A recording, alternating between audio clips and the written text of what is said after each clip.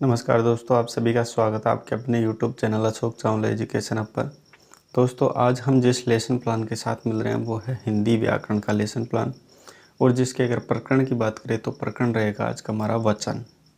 तो वचन संबंधित लेसन प्लान के बारे में हम संपूर्ण चर्चा करने वाले हैं। तो सबसे पहले मैं बता दूं कि हमारे चैनल पर वैसे ही बहुत से विषयों पर लेसन प्लान अपलोड है। अगर आपको देखना है किसी टॉपिक पर तो आप तो जाके प्लेलिस्ट पर सर्च कर सकते हैं, वहाँ पे हर विषय के लेसन प्लान आपको उपलब्ध मिल जाएंगे।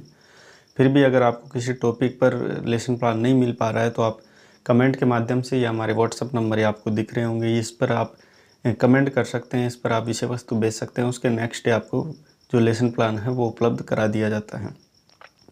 तो दोस्तों, आज हम वचन संबंधित जो लेसन प्लान है उसको स्टार्ट करते हैं। तो सबसे पहले आपको जो श्यामपट्ट कार्य है या ब्लैक बोर्ड स्किल है वो सबसे पहले बच्चों को दिखानी होती है, जिसमें विद्यालय का नाम, कक्षा, कालांश, विषय, दिनांक, दिवस, अवधि इत्यादि ये सारी चीज़ें आपको अंकित करनी होती है। और जो प्रकरण का नाम है उस समय खाली रख दिया जाता है। जब आप प्रस्तावना करने के बाद उद्देश्य कथन करते हो तब यहाँ पे प्रकरण का नाम लिखा जाता है, उससे पहले नहीं लिखा जाता। तो पहले बात कर लेते हैं कुछ उद्देश्यों के बारे में, जिसमें पहले हम दिख रहे होंगे आपको कि सामान्य उद्देश्य। सामान्य उद्देश्य आपको पता होना चाहिए कि सामान्य उद्देश्य होते हैं हमारे विषय से संबंधित होते हैं। तो जैसे आज का हमारा विषय है हिंदी व्याकरण, तो हिंदी व्याकरण से रिलेटेड जो भी उद्देश्य होंगे हमारे सामान्य उद्देश्य कहे जाते हैं। जिसमें देखिए, पहला, छात्रों में हिंदी व्याकरण के प्रति बच्चों में रुचि उत्पन्न करना, शुद्ध एवं स्पष्ट हिंदी पढ़ने और लिखने की क्षमता का विकास करना, शब्द भंडार में वृद्धि करना, हिंदी व्याकरण के महत्व को समझाना, भाषा के प्रति जीवन उपयोगी जो भी सामान्य जानकारी है वो प्रदान करना एवं चारों कौशलों का बच्चों में विकास करना, जैसे सुनना, बोलना, पढ़ना, लिखना, ये जो 4 कौशल हैं इनमें बच्चों का विकास करना। उसके बाद देखिए कुछ विशिष्ट उद्देश्य। विशिष्ट उद्देश्य हमारे प्रकरण से संबंधित होते हैं। जैसे आज का हमारा प्रकरण है वचन, तो वचन से संबंधित जो भी उद्देश्य होंगे हमारे कैसे उद्देश्य होंगे, विशिष्ट उद्देश्य। जिसमें पहला देखिए, सभी छात्रों को वचन के बारे में जानकारी देना, वचन का महत्व समझाना एवं छात्र वचन को परिभाषित कर सकें ऐसी उनमें उपयोगिता लाना, और भाषा के प्रति जीवन उपयोगी सामान्य, यानी वचन से संबंधित बच्चों में सामान्य जानकारी क्या होनी चाहिए वो बच्चों को बताना, और उनके जो पाठ्य पुस्तक है उससे संबंधित क्या उपयोग हो सकते हैं उसके सामान्य जीवन में, उनको बारे में बताना। उसके बाद बढ़ते हैं अगले बिंदु की, जो कि बिंदु है शिक्षण में सहायक सामग्री। देखिए, शिक्षण सहायक सामग्री वो बिंदु होता है जिसमें शिक्षक पाठ को पढ़ाते समय जिन जिन चीज़ों की जिन जिन उपयोगी सामग्रियों को अपने पाठ्य में संकलन करता है वो सभी चीज़ें क्या कहलाती है, शिक्षण में सहायक, जिसमें चौक, डस्टर, लपेट फलक, संकेतक, श्यामपट्ट एवं चार्ट पत्र।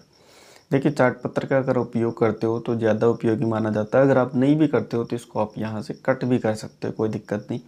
बाकी अगर आप उपयोग करते हो तो आपकी पाठ्य योजना ज़्यादा अच्छी बनती है, देखने में और भी अच्छी लगती है और बच्चों को ईजिली आप पढ़ा भी सकते हो। उसके बाद देखिए अगला बिंदु है पूर्व ज्ञान। आप जो भी लेसन प्लान पढ़ा रहे हो उससे संबंधित, उस टॉपिक से संबंधित बच्चों में पूर्व में कितना ज्ञान है वो जानना ही क्या कहलाता है, पूर्व ज्ञान। जिसमें सभी छात्र व्याकरण से संबंधित सामान्य जानकारी रखते हैं। तो बच्चों, जितने भी बच्चे हैं वो सभी व्याकरण से संबंधित थोड़ी बहुत जानकारी रखते हैं, तो उससे संबंधित हम आगे बढ़ते हैं। बच्चों को ज्ञान होना चाहिए थोड़ा बहुत पूर्व में, तभी हम आगे बढ़ सकते हैं। उसके बाद देखिए जो हमारा बिंदु है अगला, प्रस्तावना। प्रस्तावना में 2 कॉलम विशेषतः बनाए जाते हैं, जिसमें एक कॉलम होता है छात्र अध्यापक क्रिया, दूसरा होता है छात्र क्रिया। छात्र अध्यापक क्रिया में तो छात्र जो भी विषय वस्तु उसको निकलवाने के लिए कुछ प्रश्न करता है, और छात्र क्रिया में उन प्रश्नों का उत्तर देने का प्रयास करता है। जिसमें पहला देखिए प्रश्न कि छात्रों को कोई चार्ट दिखाया जा रहा है, उस चार्ट को दिखाते हुए बच्चों को इस चार्ट के बारे में दिखाकर पूछा जा रहा है। ठीक है, तो इस चार्ट पत्र में क्या दिख रहा है, ऐसा प्रश्न किया जाता है। तो उसमें पुस्तक का कोई चित्र बना रखा है चार्ट में, तो इसलिए बच्चे बताएंगे कि पुस्तक दिख रही है। दूसरा देखिए, चार्ट पत्र में कितनी पुस्तकें दिख रही है, तो वहाँ पे 4 पुस्तक दिख रही है, मतलब 4 पुस्तकों का चित्र बनाया गया है। अब तीसरा प्रश्न, 4 पुस्तकों में पुस्तकों का क्या पता चल रहा है, कि पुस्तकों का क्या पता चल रहा है, कि ये तो उन पुस्तकों की संख्या का पता चल रहा है। ठीक है, हमें देखने से पता चल रहा है कि पुस्तकें 4 हैं, तो 4 इनकी संख्याओं का पता चल रहा है। चौथा प्रश्न, वो शब्द जो किसी संख्या को बोध कराए उसे क्या कहते हैं, तो बच्चे बता देंगे उसके बारे में कि वचन कहते हैं, जिसमें संख्याओं का बोध होता है। ठीक है, उसके बाद वचन के कितने भेद हैं, तो बच्चों को भेद के बारे में विशेषतः नहीं पता था, क्योंकि वो वचन के बारे में जानते हैं सामान्य। तो अगर जहाँ पे बच्चे संभावित उत्तर देते हैं वहाँ पे हम उद्देश्य कथन करते हैं। इसका मतलब ये नहीं कि बच्चों को वचन के भेदों के बारे में पता ही नहीं होगा। सामान्यतः बच्चों को कहीं को नहीं पता होता, इससे संबंधित हम प्रस्तावना के रूप में कंप्लीट करते हैं और हम समस्यात्मक प्रश्न के रूप में इसको ले आते हैं। बताते भी हैं बच्चे तो आप कोई दिक्कत नहीं, आज बताते हैं कि प्रिय बच्चों आज हम वचन के विषय में विस्तार पूर्वक अध्ययन करेंगे।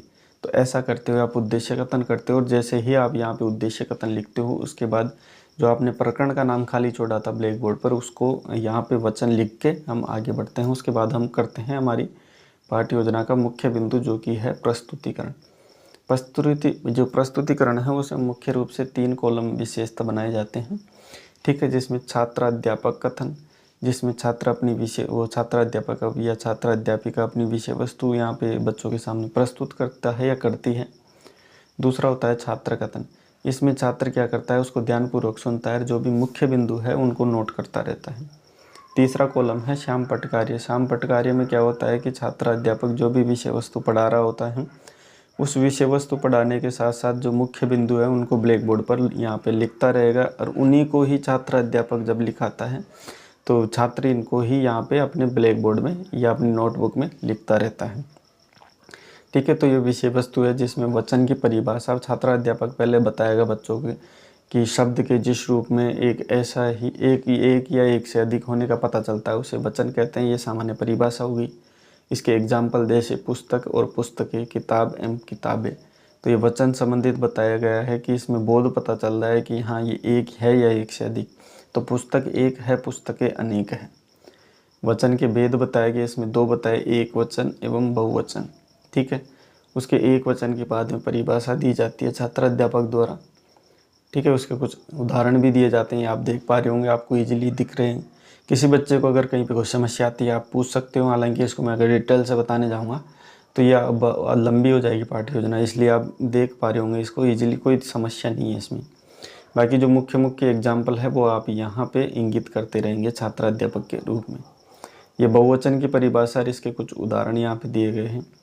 उसके बाद बढ़ते हैं बोध प्रश्नों पर, ठीक है। बोध प्रश्न में मुख्य रूप से 2 कॉलम बनाए जाते हैं जिसमें छात्र अध्यापक क्रिया और छात्र क्रिया। छात्र अध्यापक क्रिया में तो क्या होता है कि छात्र इस जो विषय वस्तु पढ़ाई गई है उसी में से कुछ प्रश्न करता है और छात्र से पूछता है। तो जिसमें वचन किसे कहते हैं पहला प्रश्न कर लिया गया तो बच्चा इसका इजीली जवाब दे देगा। वचन के भेद कितने हैं तो 2 दे दें। वो एक वचन किसे कहते हैं तो बच्चा एक वचन को पढ़ चुका है तो एक वचन का भी जवाब यहाँ पे दे देगा कि जिस शब्द से एक संख्या का बोध होता है उसे एक वचन कहते हैं। उसके बाद देखिए अगला बिंदु है वो है मूल्यांकन प्रश्न। इसमें क्या करता है छात्र अध्यापक संपूर्ण विषय वस्तु है उसको आधार मानकर प्रश्न करता है, यानी जो भी पाठ अब तक पढ़ चुके हैं स्टार्ट से एंड तक उसमें से कुछ भी पूछ सकता है, जिसमें मूल्यांकन बच्चों का हो जाना चाहिए। बच्चों का आकलन करने के लिए प्रश्न किया जाता है। उसके बाद देखिए पहला प्रश्न वचन के भेदों के नाम बताइए तो एक वचन एवं बहुवचन 2 बता देगा। दूसरा बहुवचन का एक उदाहरण तो बच्चे बहुवचन का ही रूप है। बहुवचन किसे कहते हैं जिस शब्द में एक से अधिक संख्याओं का बोध होता है उसे बहुवचन कहते हैं। एक वचन के 2 उदाहरण बताइए तो किताब एवं लड़का, ये दोनों एक वचन ही हैं। उसके बाद देखिए 5वां प्रश्न देखिए एक वचन में कितनी संख्याओं का बोध होता है तो एक वचन में तो एक ही संख्या का बोध होता है, तो बच्चे इजीली इसको बता देंगे।